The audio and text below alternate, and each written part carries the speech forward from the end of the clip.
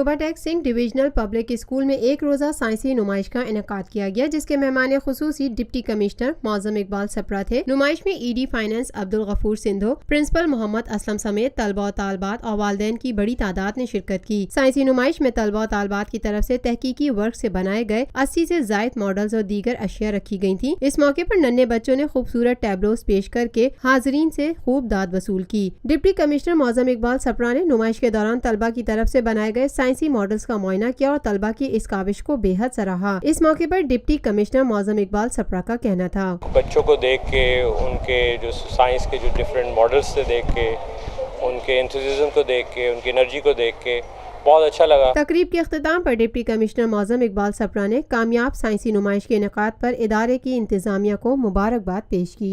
Lotus Lake Towers, a groundbreaking endeavor by Lotus Properties.